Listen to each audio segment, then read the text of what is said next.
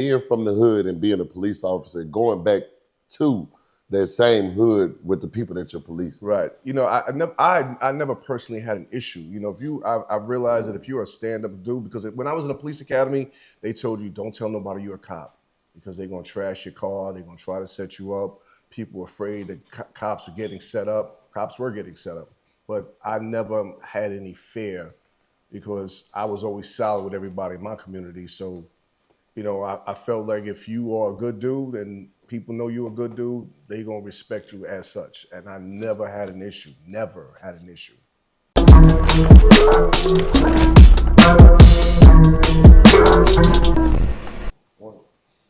All right, welcome to Mogul State of Mind. Hey, brother, thank you to have me. Yes, sir. Tell the people who we here with today, brother. My name is Damein Bradshaw, retired police officer from New York. What's up? Bronx, New York. The Bronx. Gotta say the Bronx. Gotta say the Bronx. Yeah, they ain't gonna let you come back home. Yeah. So, what type of police officer were you? Narcotics. So 16 out of my 21 years was in narcotics. I was an undercover for 8 years, and then I was an investigator in narcotics for another 8 years. Gotcha. So you Jay Reed. I'm Jay Reed. All right, so let's talk. What part of you spoke on it? So, what was life like growing up in the Bronx? You know, TV would depict the Bronx as everything was burnt down, broken down. That wasn't the case. I grew up with doormen in my building. The building next door to me had a driveway doorman, but certain areas of the Bronx was really torn up. You grow up as a teenager, young kid, no cell phones, no internet. We just get home before the damn sun sets. So I traveled all through Harlem and all through the Bronx as a kid. Never had any problems. Okay. And growing up in the Bronx, as for how did that kind of guide you as far as becoming a police officer and the difference you wanted to make? Well, actually, my father told me to be a police officer. Well, I'm sorry, he didn't tell me to be a police officer. He told me to take all the civil servant exams. My father was in the military. He was in the Air Force.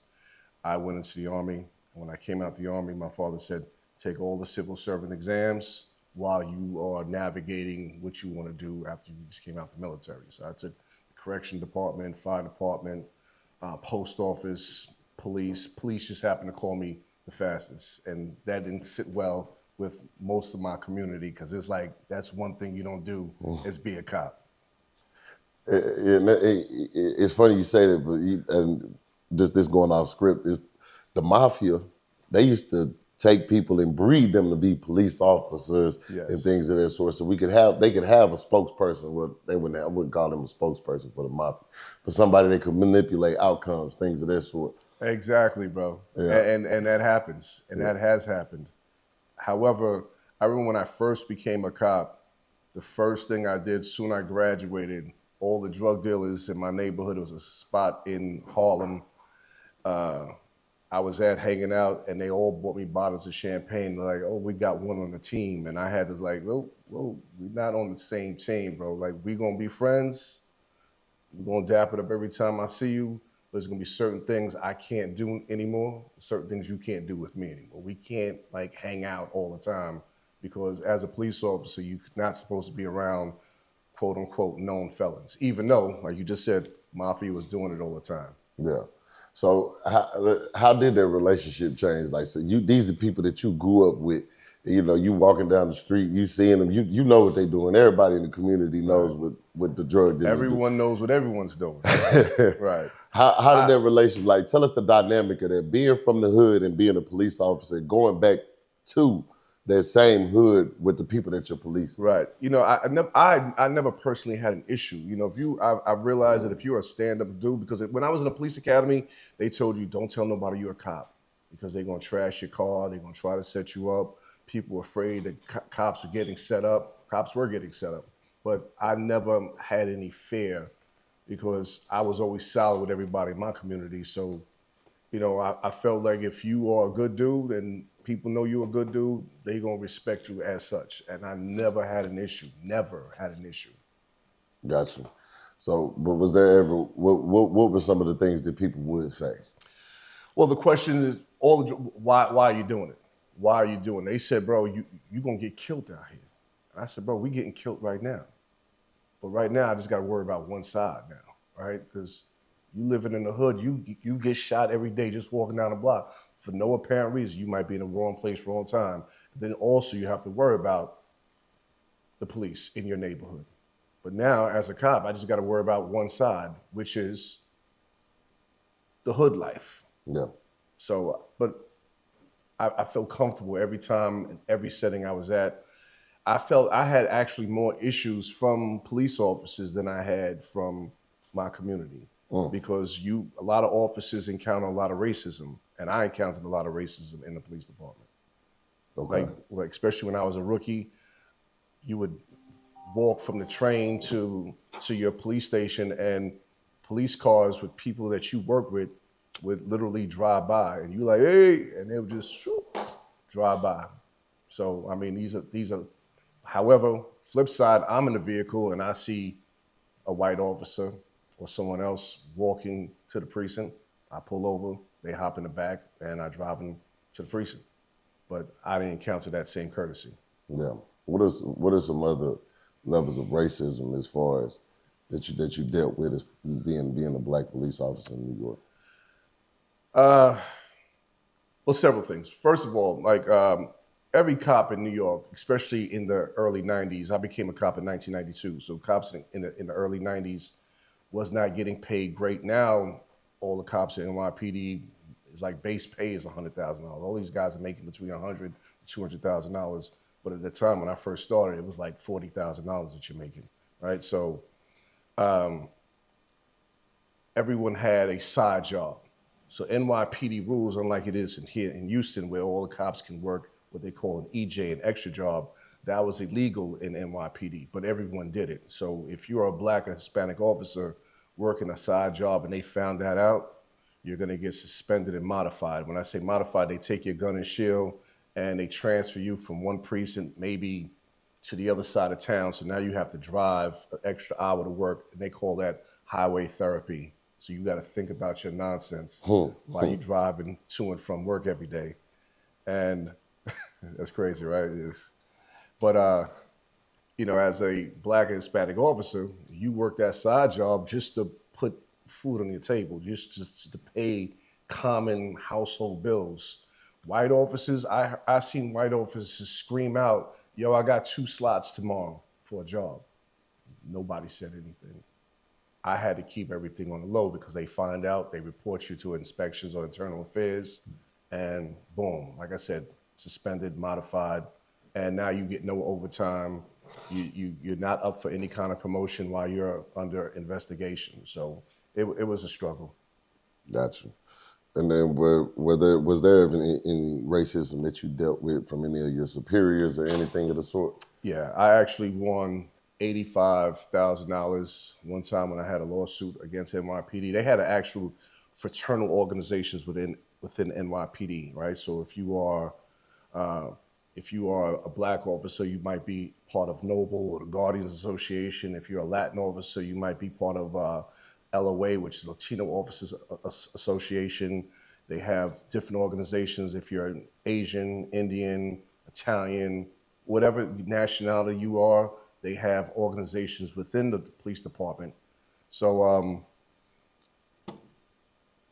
being a black officer, I was deemed an angry black man because I just didn't allow the nonsense to go on. Like I remember coming to work a few times in the locker room. I purposely came to the locker room early just to go work out. We have a gym there. Just about every precinct in NYPD has a gym. And no one's in a gym, so I changed a little radio that's on the wall to a little hip hop station, right? White officer come, what the fuck is this? Grab the radio and throw it. And it was crazy just because it was a hip hop station. Mind you, any other time I walk in and it's rock and roll or country, I just let it rock. You hear first, music's on, I just work out, tune it out and do my workout. So because he threw the radio and me and him got into an argument, when I tell you every white supervisor pulled me over while I was on the street. Let me sign your book. They want to inspect me. they put you on a crappy post only because they want to basically put you in your place. And that's some of the things that I experienced in the early 90s. But when I won the $85,000, I had a white lieutenant named Raymond Joyce, put his name out there. Raymond Joyce. He had issues in 2 different precincts before he came to my precinct, and he was my lieutenant. He put little monkeys on my desk. He had a book on inferior races. He used to say, hey, this is the truth. You need to read this. He put me on every crappy detail possible. And with all that, I still didn't say nothing, still continued to do my work. And it wasn't until you basically had other people stepping up for me, other white officers like, yo, this is bullshit, bro. What are you doing? And, you know, at that point, they encouraged me to go downtown and complain about the situation. And what happened was, once I complained, Internal Affairs investigated, quote unquote, what I was mentioning before about the highway therapy. That didn't happen to him. He got transferred from 148th Street, where I worked at, to 107th Street, basically an extra 35 blocks in his commute. That was nothing. They just put him in the same office. He wasn't demoted. They put him in the office and said, hey, just sit here for your year and not be seen. After his year probation was over, he came back into my same building that I worked at and became my immediate supervisor again, where I got shitted on almost every single day. So at that point, when they had the LOA, and which is the fraternal organization I just mentioned, the LOA and the Guardians had formed a class action lawsuit, they reached out to me and said, hey, I found out that you have a pretty strong case. So at that point, I got involved in that and ultimately won $85,000. They said I would have got a lot more, but being it was a class action lawsuit, that was the most I can get under the criteria of retaliation. Mm. So what was life like for you being a police officer after that? Well, you know what? I never got promoted. Never got promoted. My rank remained the same. I said I'm going to force them to promote me, so I made sure I made the most arrests. I did the most search warrants. I buckled down, cut out my social life just to do extra work because I'm like, I'm going to force them. I'm going to force their hand to promote me because I'm outshining everyone else. Yet, it never happened. So I retired the same rank that I had in 1997. I retired that same rank in 2012. Mm.